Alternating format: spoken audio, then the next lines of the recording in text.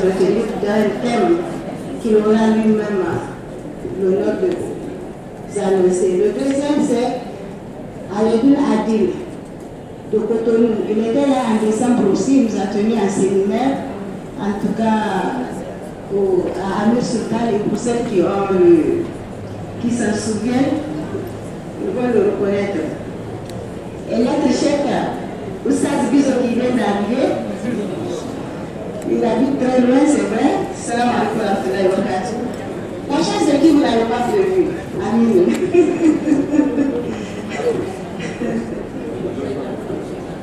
Bizo, tu prends 2 minutes. On va directement. Tu vas dire bonjour d'abord.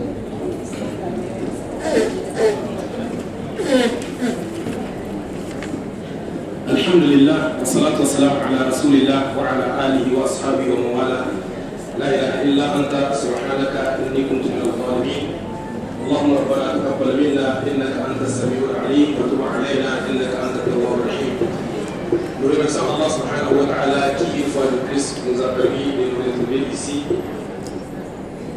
pour qu'ensemble nous puissions tracer cette voie qui mène vers lui, pour retrouver cette voie qui mène vers lui, et nous le remercions subhanahu wa ta'ala de l'avoir clarifié le jour convenu.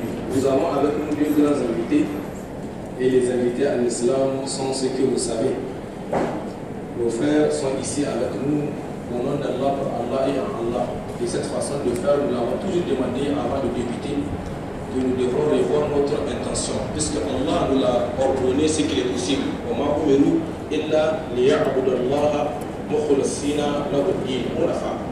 Ainsi donc, l'ordre d'Allah qui est, on ne nous a pas demandé autre chose que de purifier la religion pour Allah.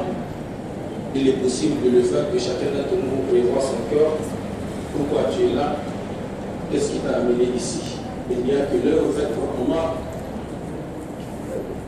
dont nous retrouverons auprès d'Allah subhanahu wa ta'ala. Après, nous allons donner, Inch'Allah, après ce travail de rectification du tir, de l'intention, nous allons donner la parole à nos 2 invités, comme notre sœur en islam l'a dit, pour les écouter, qu'Allah subhanahu wa ta'ala, Allah a mis une grande sagesse dans le cœur de ses serviteurs choisis, et nous pensons que ces 2 sont choisis puisque ce sont des prédicateurs qui font l'effort dans la religion d'Allah. Nous allons écouter notre frère Bismillah.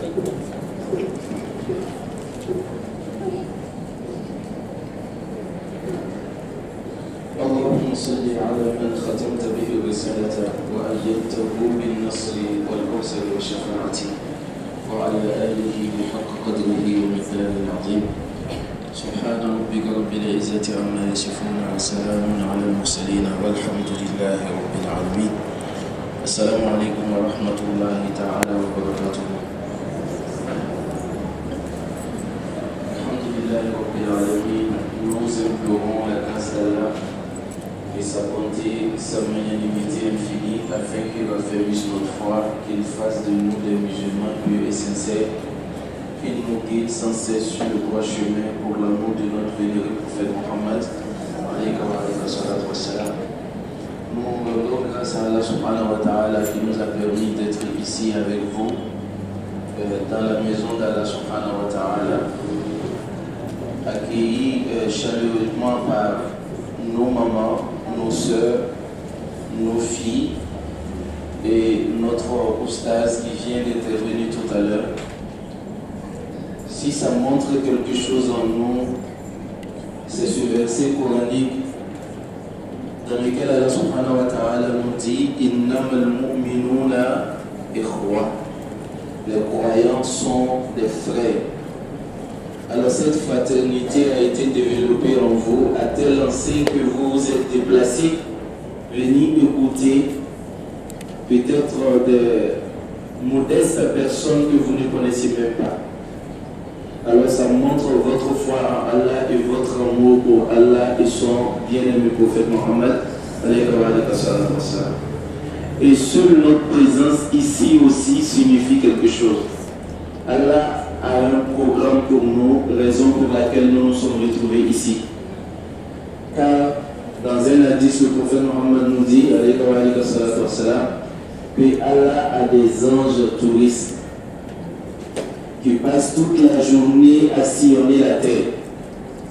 Alors lorsqu'ils se retournent, Allah leur demande qu'est-ce que vous avez constaté sur la terre. Et devant Allah subhanahu wa ta'ala, on a vu un groupe qui se sont réunis rien que pour ta face. Et Allah demande à ces anges-là, est-ce qu'ils m'ont vu? Les anges-là diront que Allah, ils ne t'ont pas vu. Mais s'ils t'avaient vu, ils t'auraient adoré plus que ça. Et Allah leur demande qu'est-ce qu'ils désirent. Ils diront le paradis. Est-ce qu'ils ont vu le paradis? Non. Mais s'ils avaient vu le paradis, ils t'auront adoré plus que ça. Qu'est-ce qu'ils craignent? L'enfer. Est-ce qu'ils ont vu l'enfer? Non. Mais s'ils avaient vu l'enfer, ils t'auront craint plus que ça. Et Allah demande aux anges de vite descendre avant que ce groupe ne se disperse et aller leur dire Allah vous a expié tous vos péchés. Donc ça veut dire tout simplement que c'est parce que dans le programme d'Allah ce matin, il devrait nous pardonner tous nos péchés. C'est pourquoi on a pu évacuer nos programmes, on a pu s'organiser pour pouvoir assister à cet entretien. Et qu'Allah nous accorde sa miséricorde de son pardon. Et je suis aussi avec mes mamans pour vous expliquer en guise d'introduction votre place en islam. Avant de parler de la gestion du couple.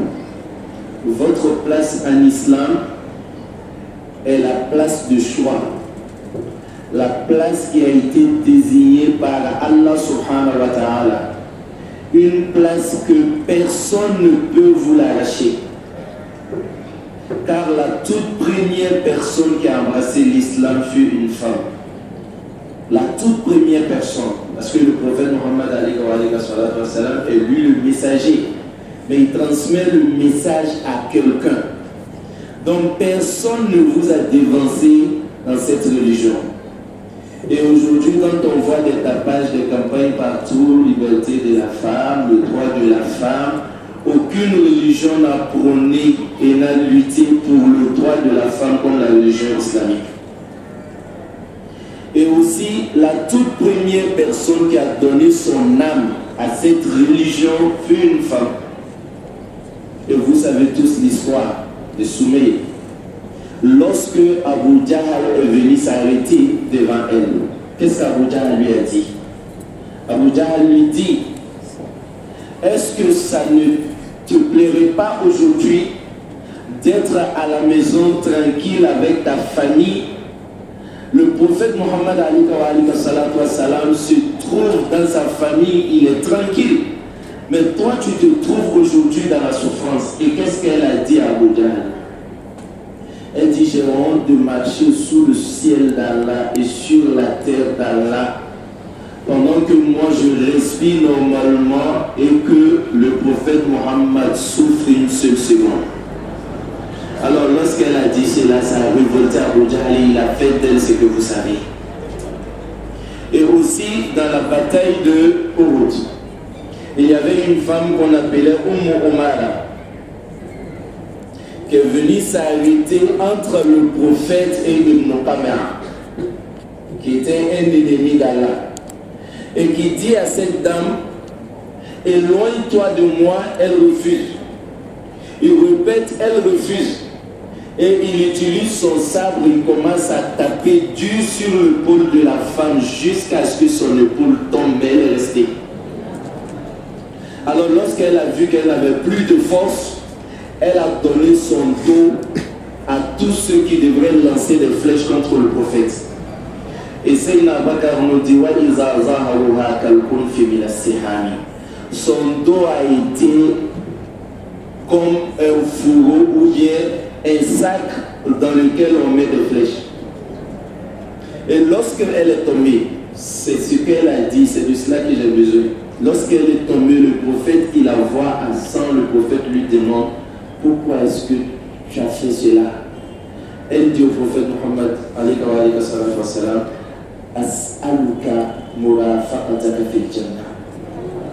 je ne te demande qu'une seule chose. Je veux être ta voisine dans le paradis. C'est tout ce que je demande. Alors regardez ces braves femmes. Une autre aussi, après la guerre de Badr, les gens avaient pour habitude de venir voir si ton père, ton frère, ton fils n'est pas resté en guerre. Et elle qui vient, elle croise la première personne, elle lui demande qu'est-ce que le prophète a eu? Et la personne lui dit Inna lillahi wa inna ilayhi raji'un, ma ta'abouk, ton père est décédé. Elle dit je ne te parle pas de mon père, j'ai dit envoyé d'Allah. Elle croise une deuxième personne, elle lui dit ma frère bi rasulillah, qu'est-ce que le prophète a eu? Et la personne lui dit ma tazawju, ton époux est mort. Elle dit je ne te parle pas de mon époux mais envoyé d'Allah. Elle croise une troisième personne qui lui dit Mata ibnu, ton fils est mort. C'est-à-dire dans la même guerre elle a perdu et son père, son époux et son fils. Mais lorsqu'elle a vu le prophète, elle a dit Alhamdulillah Rabbil Alamin. Ya Rasulallah, kullu musibatin dunaka hayyina. Envoyé d'Allah, tout ce qui est considéré comme épreuve ou calamité, si ça ne t'atteint pas, moi je ne considère pas. C'est votre responsabilité, c'est la place qu'Allah vous a accordée au sein de cette religion. C'est votre place et c'est votre dimension dans la religion islamique. Et c'est pourquoi Allah vous a confié une autre responsabilité, qui est le thème que je vais essayer de développer avec vous, Inch'Allah. C'est-à-dire la place de la femme dans le foyer. Comment réussir son mariage. Alors, Allah subhanahu wa ta'ala nous dit Wallahu khalaqa lakum min anfusikum azwaja litaskunu ilayha. Litaskunu ilayha.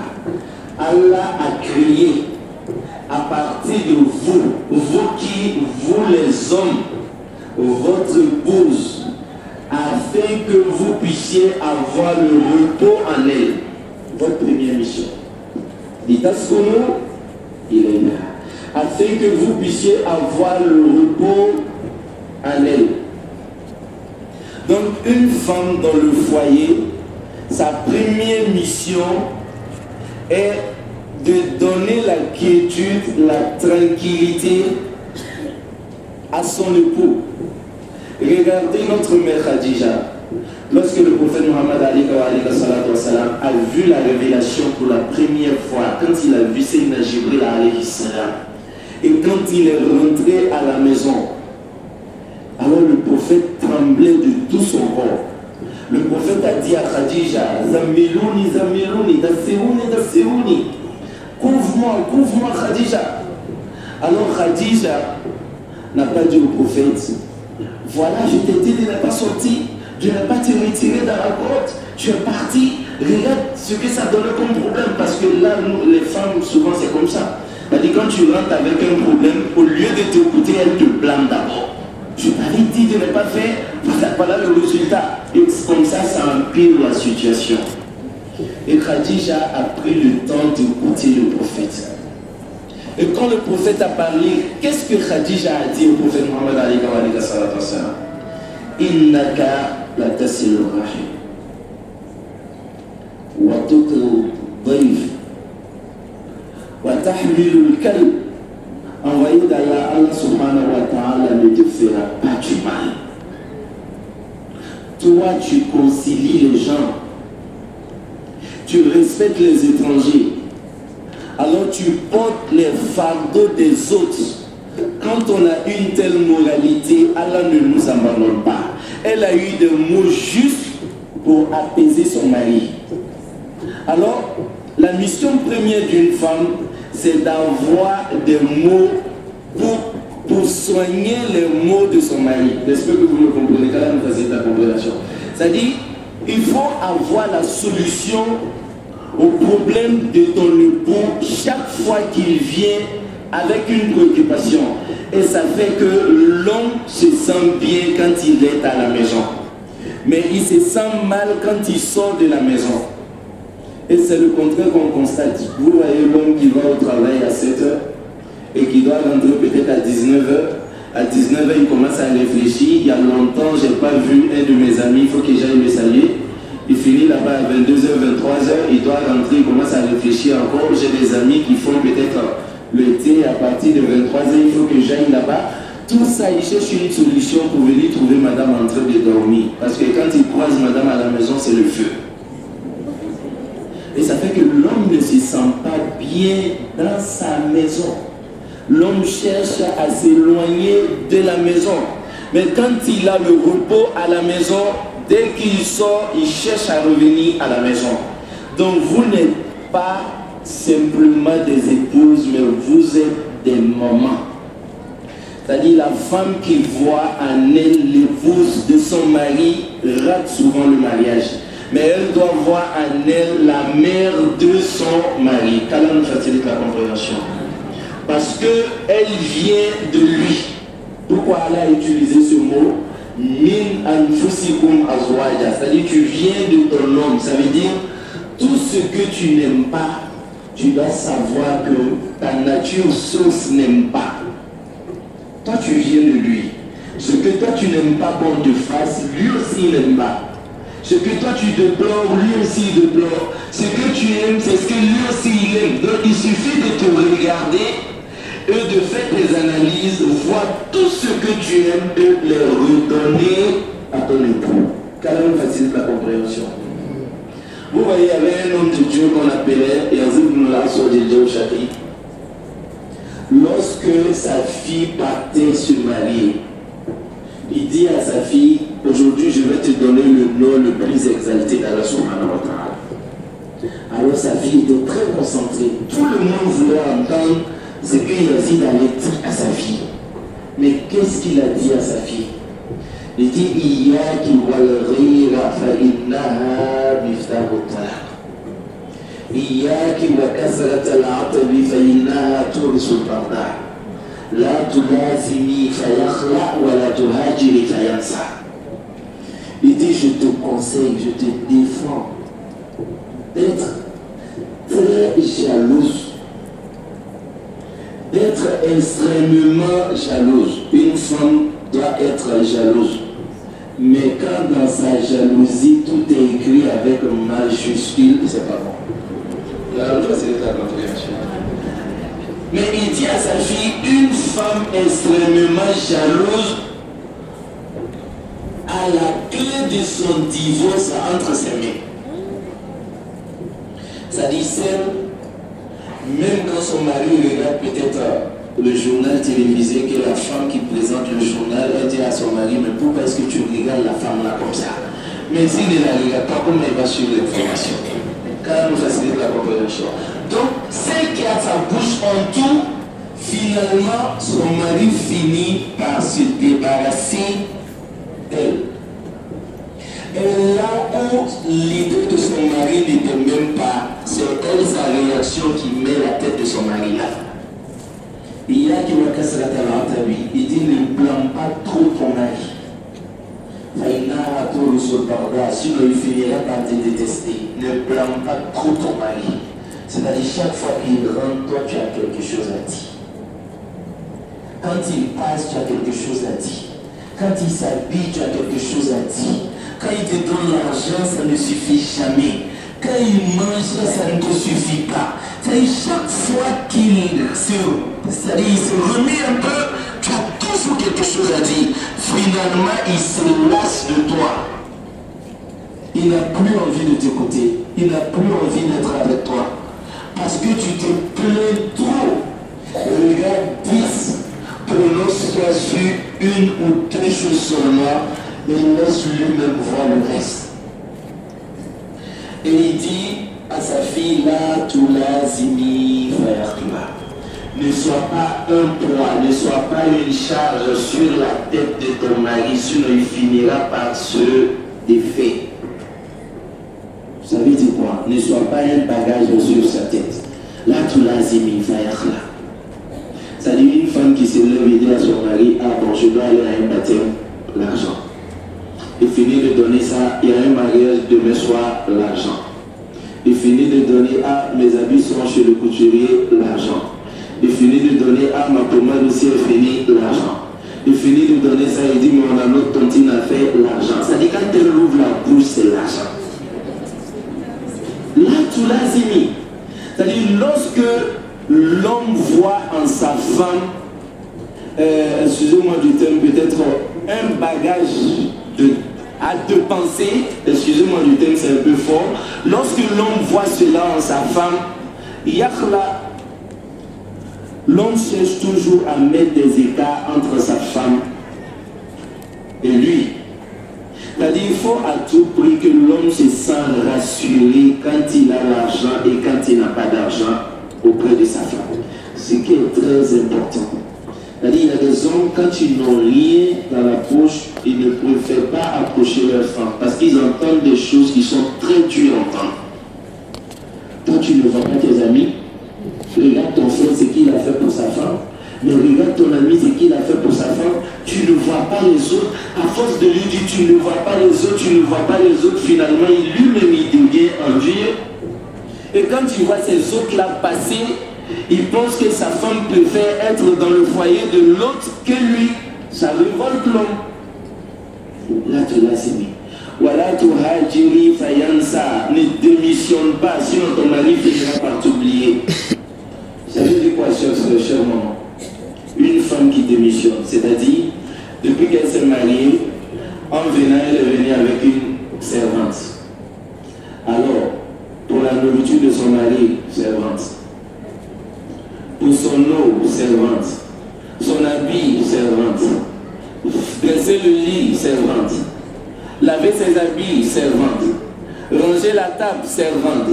Depuis que l'homme ne remarque pas la servante des années après, quand il regarde à gauche, c'est la servante qui passe. Quand il regarde à droite, c'est la servante qui passe. Finalement, il commence à se dire, mais la servante, la même, devient femme maintenant. Ah, vous connaissez la suite. Mais ça dépend de quoi? De vous, votre façon de démissionner. Chaque fois que l'homme rentre à la maison, la femme est chez la voisine. La femme est sortie, elle n'est jamais à la maison. C'est la servante qui s'occupe de tout, sauf une seule. Alors quand il y a déjà tout, le dernier qui reste là, c'est facile de l'introduire. qu'Allah nous en préserve. Donc c'est une leçon de vie, chère soeur, chère maman. Vous savez, il y a quelque chose qu'on oublie. Quand un homme te pose, pendant qu'il te pose, il a 10 mauvais comportements. Et il a 10 qualités. Quelques années après votre mariage, s'il a 12 mauvais comportements, tu as échoué à ton mariage. Tu as failli à ta mission. Ta mission consistait à l'aider à plus améliorer ses qualités et à perfectionner ses qualités, pardon, à améliorer ses défauts. Donc si quelques années après le mariage, il n'a plus 10 mauvais comportements, il a 8 ou 7, alors tu as réussi. Mais ça dépend de quoi? La sagesse de la femme. La femme est très sage. Quand la femme veut apporter une solution, elle sait l'apporter. Je vous donne l'exemple d'un homme de Dieu qui a dit que lui, il connaît la femme. Il maîtrise la femme. Alors qu'on ne peut pas la maîtriser, c'est impossible. La meilleure façon de connaître la femme est de savoir qu'on ne peut pas connaître la femme. Alors lui, il dit qu'il connaît la femme. Et pourtant le prophète nous dit, ça vient du prophète et ça ne vient pas de moi. Il dit, la khayra fihinna. Une femme parfaitement parfaite n'existe pas. Ça c'est un hadith du prophète. Voilà, sabra anuhunna, mais on ne peut pas se passer de la femme. Hunna yarolibna kariman, la femme maîtrise les grands hommes. Wa yarolib alayhinna la'im, mais les hommes insignifiants maîtrisent les femmes. Hunna yahlifna wa hunna kazibat. Le prophète dit, lorsque la femme dit wallahi billahi tallahi, que c'est dans ce moment qu'elle veut mentir.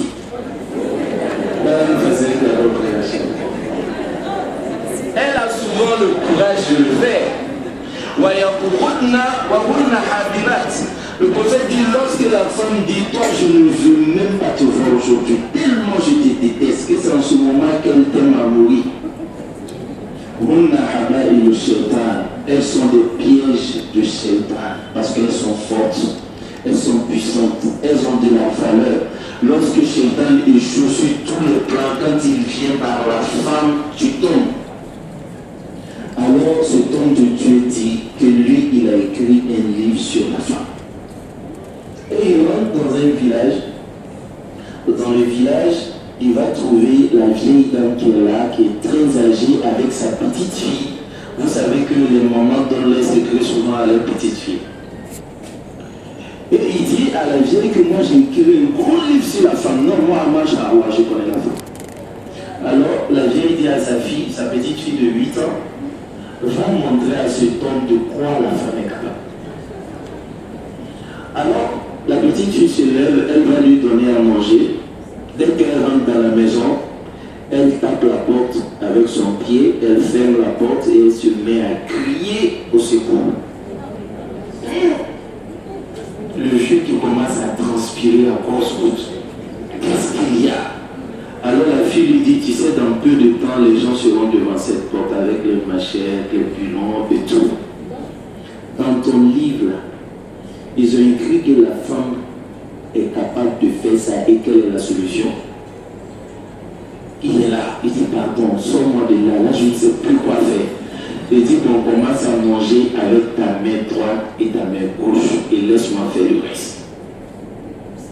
Alors là, le stage n'a pas respecté la sunna, j'ai regardé. Il a fait, il mangeait avec les deux mains. Et quand la fille a ouvert la porte, les gens sont rentrés, elle dit non, mais j'ai eu peur. Quand j'ai déposé la nourriture, il a commencé à manger avec ses deux mains. Et je lui ai demandé, il dit non, que chez eux, quand tu viens dans une ville nouvellement, ton premier repas, c'est comme ça que tu dois manger. Mais moi, je pensais qu'il était devenu faux. Et le problème est résolu. Alors le vieux qui se lève, il prend son livre lui-même, il va jeter dans le puits. Il dit, si une fille de 8 ans est capable de faire ça, quand elle aura 40 ans, je ne sais pas ce qu'elle va faire. Allah nous facilite la compréhension. Donc, vous avez la solution à vos problèmes. Mais moi, je ne comprends pas pourquoi vous vous lamentez. Vous avez la solution qui peut résoudre vos foyers. Mais je ne comprends pas pourquoi est-ce que vous vous affligez. Ils sont allés voir un homme de Dieu, une femme pour lui dire de prier pour qu'elle arrive à maîtriser son mari. L'homme de Dieu dit non, il n'y a pas de problème, mais j'ai besoin du lait d'une lionne. Elle dit, il n'y a pas un autre sacrifice. Il dit non, que c'est le lait d'une lionne, c'est de ça que j'ai besoin. Elle dit, il n'y a pas de problème. Depuis qu'elle partait tout doucement dans la nature et elle fuyait, jusqu'à ce qu'elle a pu tisser l'amitié avec une lionne. Elle lui envoyait de la viande, de la viande, de la viande, tout doucement, jusqu'à ce qu'elle s'habitue à la lionne. Et quand la lionne a mis bas, elle a pu tirer le lait de la lionne et venir donner à son oustaz. Et l'oustaz dit, la patience et l'endurance que tu as eue jusqu'à aller tirer le lait de la lionne, si tu fais un tiers de ça à la maison, tu pourras maîtriser ton mari. C'est ce qui nous échappe. C'est ce qu'on n'arrive pas à faire. Deuxième élément, chère maman, vous êtes les mères de la maison. Ça veut dire quoi? Celle même qui doit donner l'éducation à toute une nation. C'est-à-dire c'est la mère qui est à la maison. C'est la mère qui est tout le temps avec les enfants. C'est la mère qui comprend mieux les défauts, les faiblesses et les qualités de l'homme. C'est la mère qui arrive à transmettre cela à l'enfant. Mais à ce niveau encore, vous démissionnez. Et comment est-ce que vous démissionnez? C'est-à-dire, vous voyez que depuis l'enfant même est dans le berceau, la mère apprend à l'enfant à insulter. C'est-à-dire quand l'enfant même tire le lait, excusez-moi, et que l'enfant mord un peu la mère tape l'enfant en insultant son père. c'est son éducation qui commence comme ça. Et quand l'enfant commence à marcher tout doucement, c'est la même maman qui dit souvent à l'enfant, insulte ta grande soeur, insulte ta tata. L'enfant l'insulte et quand la tata qui vient vers l'enfant, l'enfant court, l'enfant vient se confier à sa mère. C'est son éducation qui commence. C'est-à-dire, vous les apprenez à insulter, vous les apprenez à être violents, vous les apprenez à assister aux choses auxquelles elles ne doivent pas assister. Cela nous facilite la compréhension. Regardez un peu, c'est-à-dire un couple solide ne se discute jamais devant les enfants.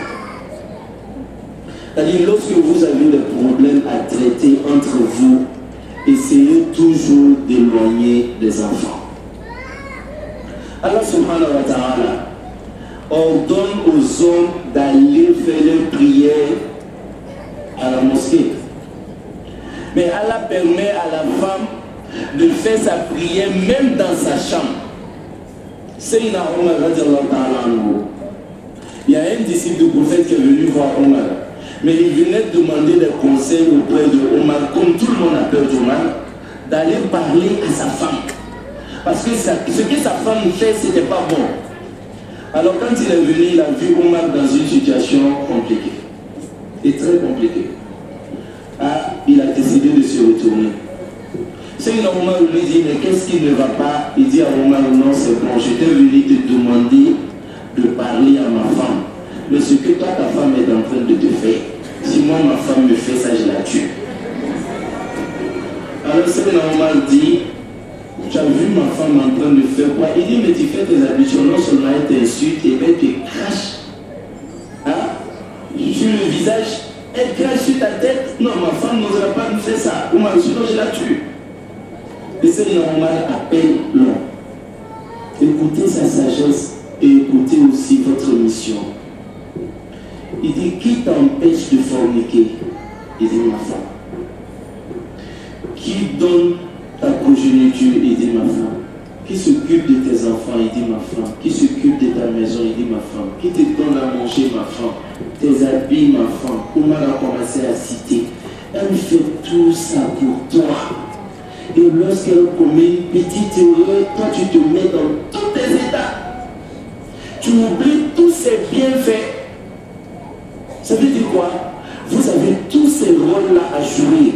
Si l'homme ne vous les reconnaît pas, Allah subhanahu wa ta'ala va vous les reconnaître. Ça c'est votre mission. Allah vous voit et Allah sait dans quelle situation vous vous trouvez. Mais votre mission est de réussir ce que vous avez commencé. Mais ce n'est pas de changer. J'espère que vous me comprenez. La mission, il y a des épreuves, ça existe. Mais la mission n'est pas de changer, mais de réussir. Parce que quand vous changez, ce n'est pas évident que vous allez encore tomber sur la bonne personne. Alors que celui qui est en face de vous déjà, vous pouvez transformer la personne. Ça nous facilite la compréhension. Aussi, votre attachement à votre religion.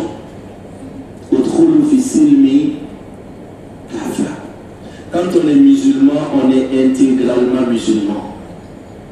Et quand on n'est pas musulman, et qu'on n'est pas mécréant, et on a un pied à l'islam, on a un autre pied de l'autre côté, comment on nous appelle? Monafik. Alors que être mécréant vaut mieux qu'être hypocrite.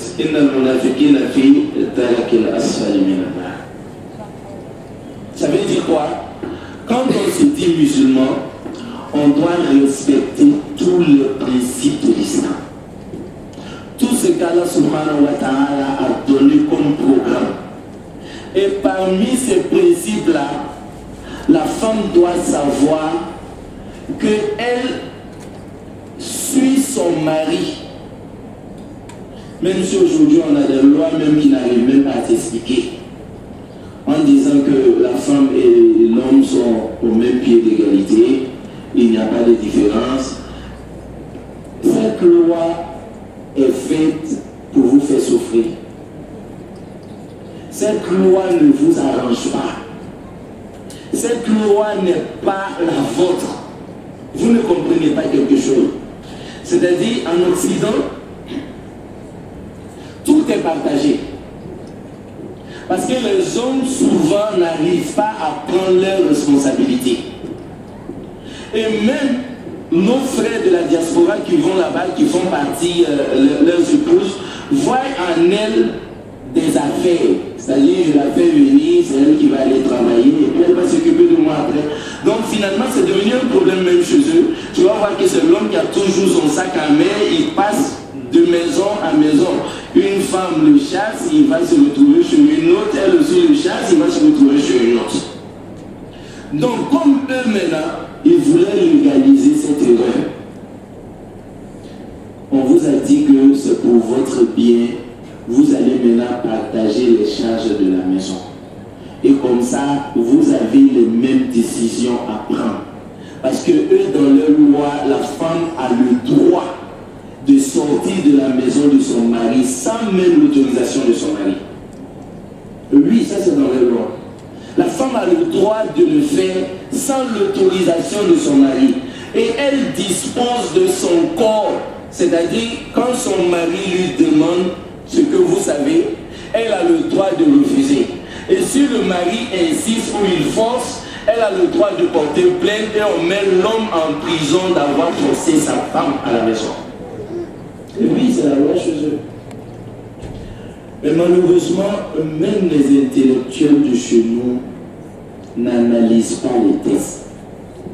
C'est-à-dire, quand ça vient d'en haut, on l'applique. Alors si cette loi est appliquée à une communauté musulmane, où le prophète Mohammed dit que la femme ne doit pas quitter la maison de son mari sans son autorisation, sinon les anges et même les pierres sur lesquelles la femme marche maudissent la femme. Et que cette loi te dit que tu peux le faire. Et la femme ne doit pas refuser son mari. Que même si son mari a besoin d'elle pendant qu'elle est dans la cuisine, c'est-à-dire elle a le sel comme ça, mais elle veut mettre dans la sauce et le mari l'appelle, elle n'a pas le droit de mettre. Elle met à côté. C'est sa sauce, non? Il va manger sans sel, c'est pas grave, mais il a besoin de toi. Car on va la compréhension. Donc, c'est ce que l'islam nous demande, mais voilà ce que cette loi vous demande. Et c'est à vous maintenant de comprendre que vous êtes des femmes musulmanes. Et que votre Coran a déjà établi des principes et des lois que vous devez respecter. Ne soyez pas complexés, chers mamans. Notre mère Fatima Touzahara, un jour, Fatima est venue saluer le prophète. Mais elle avait les yeux rouges. Alors le prophète lui dit, Fatima, j'ai eu l'impression que tu n'as pas dormi. Qu'est-ce qui s'est passé? Fatima dit, j'ai passé toute la nuit à demander pardon à Imam Ali parce qu'il n'était pas content de moi. Et le prophète dit, mais qu'est-ce que tu as fait et comment est-ce que tu as demandé pardon à Ali? Fatima dit, je me suis levé, j'ai fait le tour. C'est-à-dire, je gravite autour d'Ali. Ça, c'est très respectueux chez les femmes à l'époque. Je gravite autour d'Ali et je m'assois, je demande pardon à Ali. J'ai compté peut-être plus de 40 fois avant qu'Ali ne me pardonne. Et le prophète dit, mais si Ali ne t'avait pas pardonné, Fatima, tu n'allais pas me voir le jour de la résurrection. Et le prophète dit à Fatima, Huwa jannatuki wa naruki. Ali est ton paradis et ton enfer en même temps. Mais vous savez ce que Fatima avait fait, notre mère, cette mère sainte, vous savez ce qu'elle avait fait? C'est-à-dire, elle s'est couchée en regardant Ali, mais elle a changé de position sans la permission de Ali. Ah, là ça murmure ici. C'est-à-dire, quand la femme se couche, la Bible de la femme dans le lit, c'est son nom. Et quand tu veux changer de position, tu changes de position, tu te mets sur le côté gauche avec sa permission, quand tu veux lui donner dos. Mais si en ce moment il dort, Si tu te mets sur le côté gauche, quand tu l'attends, c'est-à-dire se repositionner automatiquement, tu fais face à lui. Pourquoi? Parce que tu es sa mère. Aucune bonne maman ne donnera d'eau à son bébé dans le lit parce qu'il peut tomber. Est-ce qu'il tombe?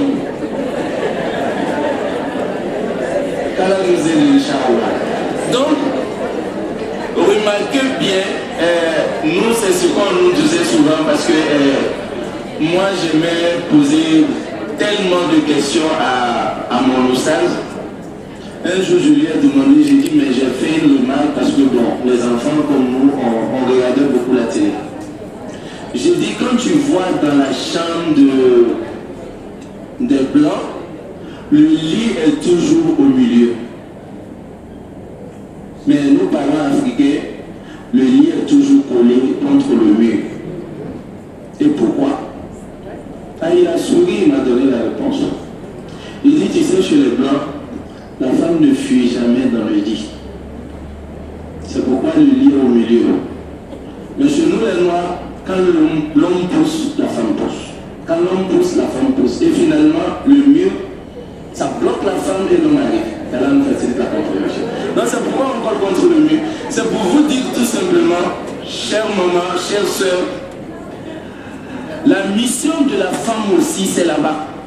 Je ne vais pas rentrer dans les détails par pudeur et je ne vais pas mieux expliquer, mais cherchez à résoudre ce côté.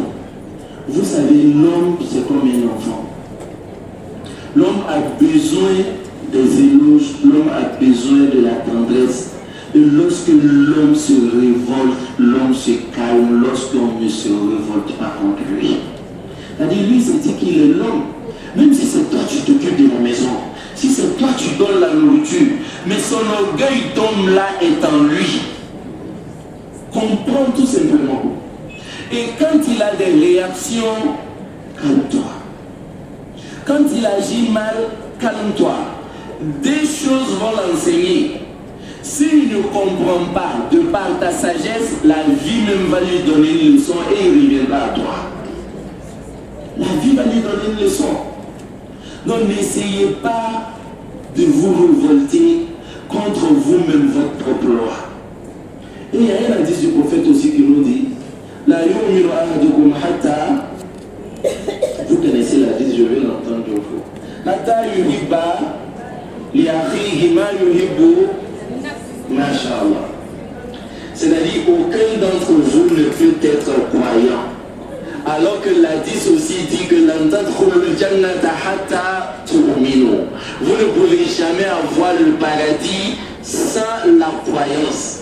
Et le prophète dit qu'on ne peut pas être croyant. Ça veut dire que quand on n'est pas croyant, on n'est pas au paradis.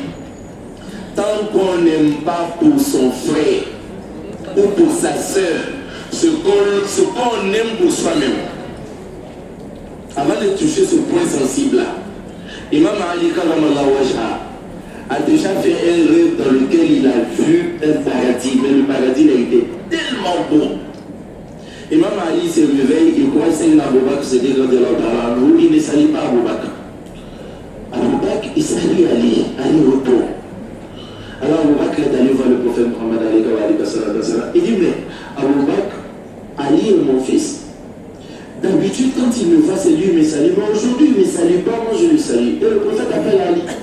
Il dit, mais pourquoi est-ce que tu as fait cela? Seigneur Ali dit, j'ai vu un paradis hier dans le rêve. Mais le paradis a été tellement beau. J'ai demandé à Allah, ce paradis appartient à qui? On m'a dit que ce paradis appartient à celui qui salue le premier, son ami. Alors quand j'ai vu Abou Bakr, j'ai souhaité que ce paradis-là soit à Abou Bakr. C'est pourquoi je l'ai laissé me saluer. C'est-à-dire donner jusqu'à aller donner le paradis.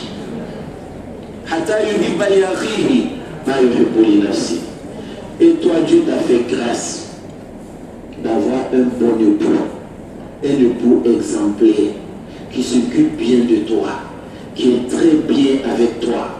Qu'est-ce que toi tu dois faire? Qu'est-ce que tu dois faire? Tu dois te lever toi-même, aller chercher une bonne sœur qui est très bien aussi, qui n'a pas de mari et l'a envoyé.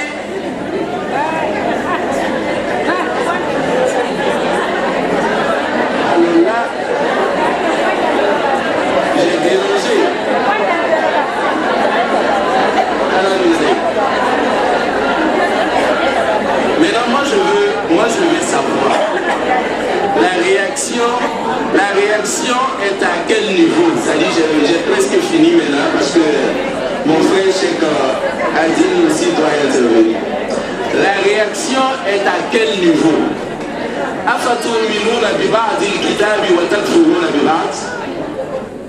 Mais je vais vous donner la solution de ce problème. La solution vraie à ce problème, je vais vous la donner. Vous savez, quand l'homme lui-même se lève et il va chercher dehors pour la faire entrer, c'est pas bien pour vous. Parce qu'il va passer d'abord 1 an ou 2 ans dehors, en train de te mentir jusqu'à ce qu'il devienne menteur. Parce qu'il va aller chercher, il va s'habituer à elle, il va aller la voir, et chaque fois qu'il rentre, ses habitudes qui vont changer, il va apprendre à mentir, il va apprendre à savoir comment on mène des stratégies pour faire l'entrée une, et là s'il réussit, il y a 2 autres places, il est déjà bien formé, il va les faire entrer aussi.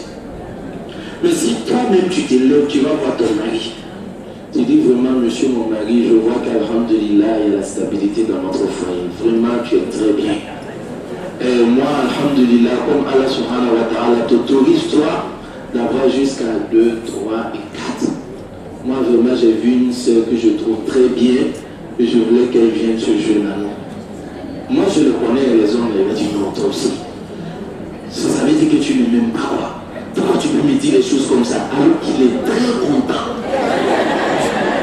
Non, il va réagir tout de suite. Mais essaie de le faire. Celle que tu allais chercher qui est venue là va te respecter à vie. Si, si. Non. Là, je touche à un problème. Est-ce que c'est pas toi-même ton choix? C'est toi-même ton choix, non? Donc tu ne vas pas lui faire un mauvais choix. Alhamdulillah Rabbil Alamin, je pense que ce que je peux vous dire sur ce plan, c'est pour vous dire tout simplement d'accepter la polygamie. C'est pour vous dire tout simplement d'accepter la polygamie. Vous savez que c'est dans notre religion que la polygamie est légalisée et la polygamie sort l'homme de l'hypocrisie. C'est notre religion. Mais chez eux, les autres, la polygamie est interdite. Mais avoir 10 bureaux dehors est légalisé. Alors, est-ce que ça honore l'homme qu'après son décès, on envoie au moins 6 ou 7 enfants, que ce sont ces enfants cachés dehors, où l'homme même perd sa dignité dans la tombe? Ou bien cet homme-là manifeste ce qu'il est en train de faire dans la voie de Dieu? C'est à vous de le permettre, de comprendre et d'accepter, afin qu'ils évitent ce qu'on appelle les zina. Et au lieu d'aller perdre ton mari le jour de Yom Al-Qiyamah, qu'il est allé en enfer parce qu'il faisait le zina, et toi tu peux l'aider. Et la femme aussi, Dieu a donné cette maîtrise à la femme. La femme peut faire même 3 ans sans un homme et ça ne lui dit rien. La femme peut le faire. Mais l'homme, il y a un problème. Souvent, même à 60 ans, 70 ans, souvent, tu vois peut-être des vieillards en train de courir encore des filles de 14 ans. C'est Allah qui vous a créé ainsi et c'est Allah qui nous a créé ainsi. Donc votre rôle de mère est de nous protéger. Ça, c'est votre rôle de mère, de nous protéger. C'est-à-dire quand vous êtes musulman sur tous les plans.